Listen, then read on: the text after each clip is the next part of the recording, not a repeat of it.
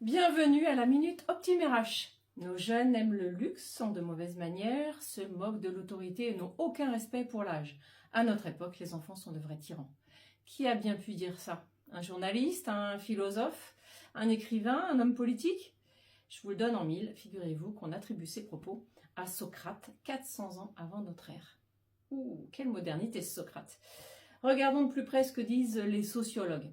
Chaque génération dispose de caractéristiques spécifiques. Vous avez certainement entendu parler des baby boomers, des générations X, Y, Z, peu importe la lettre. Le principe est de prendre conscience que nous n'avons pas grandi dans le même monde et que cela influence forcément notre rapport aux autres, à la hiérarchie, à l'entreprise, etc. Rappelez-vous, nous sommes en 1990, vous avez une vingtaine d'années.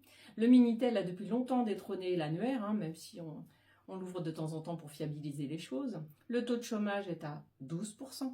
Il faut envoyer plus de 100 candidatures manuscrites pour obtenir un entretien d'embauche. Aujourd'hui, vous avez une vingtaine d'années, vous n'utilisez que très peu l'ordinateur. Vous avez votre phone qui ne vous quitte plus, vous disposez de l'information 24 heures sur 24. Le taux de chômage est à 5%. Vous postulez sur une annonce qui vous intéresse en 3 clics. Forcément que le rapport au monde n'est pas le même. Vous me direz, oui, mais enfin quand même, ces jeunes, ils sont nonchalants, ils traînent les pieds, ils sont pas très ponctuels, pas toujours polis, et même quand ils sont en retard, ils sont pas capables de prévenir de leur absence. Alors on fait quoi?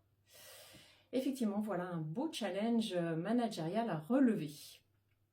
Plutôt que de contraindre, de toute façon, si on contraint, vous risquez de les perdre, je vous propose d'ouvrir nos chakras et de ne pas tomber dans un discours de ringard. Allez, nos 20 ans ne sont peut-être pas si loin que ça. Je vous propose 2 choses, à la fois poser un cadre et en même temps laisser un espace de liberté.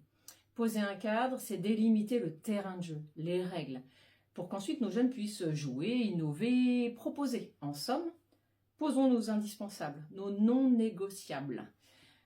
Respecter les règles de sécurité, porter ses EPI, respecter les règles d'hygiène, etc. Et puis, une fois que le cadre est posé, ouvrons un espace de liberté. Par exemple, on peut accepter les téléphones au travail pour filmer un chantier, une machine en panne, ça peut toujours dépanner et aller un petit peu plus vite dans la résolution du problème. On peut demander à nos jeunes de moderniser nos fiches de procédure en filmant par exemple des tutos. Peut-être faire un peu moins de réunions ou alors plus fréquentes, plus courtes, pourquoi pas debout avec le petit paquet de bonbons qui va bien.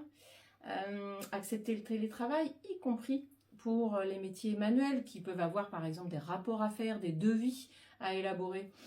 Bref, plutôt que d'être contre, je vous propose d'être avec. Appuyons-nous sur notre ouverture d'esprit, notre capacité à nous ouvrir, notre curiosité naturelle pour bouger nos lignes.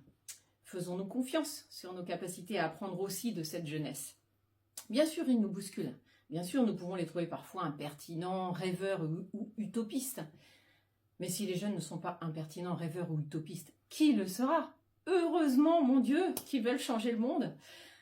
Bon, allez, ça n'a pas duré 1 minute, mais bon, on est RH.